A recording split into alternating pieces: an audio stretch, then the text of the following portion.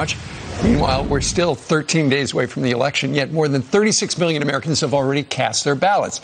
In states reporting data on party affiliation, Democrats showing larger turnout, making up over half of the vote. As you can see right there, 52%. The Republicans are in the 20s. But will they be able to hold on to their momentum on the Dem side? Here to discuss is Executive Director of Heritage Action, Jessica Anderson. Jessica, good morning to you. Good morning. Thanks for having me. Okay, so how do you explain the fact that at this point in time, it seems like more Democrats have returned their early mail votes or gone in person to do early voting? Well, voters are voting at historic trends right now in this early voting period, and it really is largely Democrats. But what's important to look at is that these Democrat voters are what we call high propensity voters. These are voters we expect to vote for the Democrat Party. So it's not that they are first-time voters. They're just changing when they vote. They're voting early instead of the day of or in the week leading up. So they're front-loading, essentially. They're front-loading. Yeah, they're voters that are in the bank. Okay, they are in the bank. Meanwhile, what Republicans are banking on, what I have read in the reporting from the White House, is that over the last 4 years, what the Republicans and the Trump people have quietly been doing is registering millions of more people to vote for, ultimately, they believe, Donald Trump.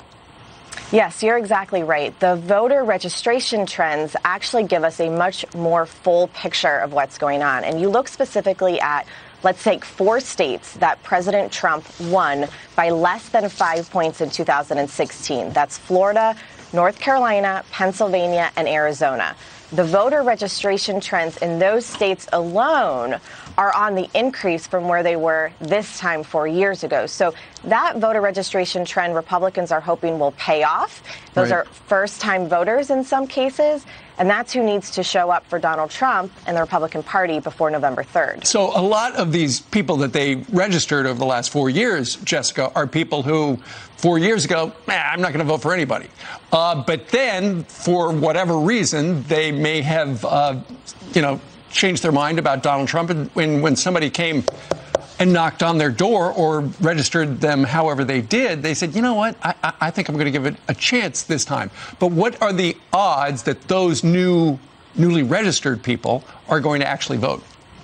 Well, that's the job right now of outside groups like mine, as well as the GOP, to ensure that voter turnout sticks, that people actually turn out. And the enthusiasm on issues right now really is unprecedented, especially with the president's Supreme Court pick of Justice Amy Barrett. She is driving out voters. There's enthusiasm really across the board. And so it'll be interesting to see if that enthusiasm can stick and it can encourage voters to show up in November. I'm hopeful it will. One other factor, real quickly, is the fact that so many colleges are not in-person learning. And so somebody who historically might be at Harvard this year is back home in Ohio or Indiana or something like that. How is that going to impact, you think, the numbers that we see 2 weeks from today? Well, it's going to have an impact because those students are not actually mailing in early voting ballots or absentee ballots right now. They're likely to vote at home in their home state. And so you're going to see an influx of college students voting in their home state as opposed to the mail-in. That's going to skew the numbers. And I think overall we've got, less than 2 weeks to go. If you have a ballot and you're sitting on it, it's not doing any good for you at home. Get it in, make a plan to vote, and make sure we're prepared on November 3rd. All right, Jessica Anderson from Heritage Action, we thank you very much.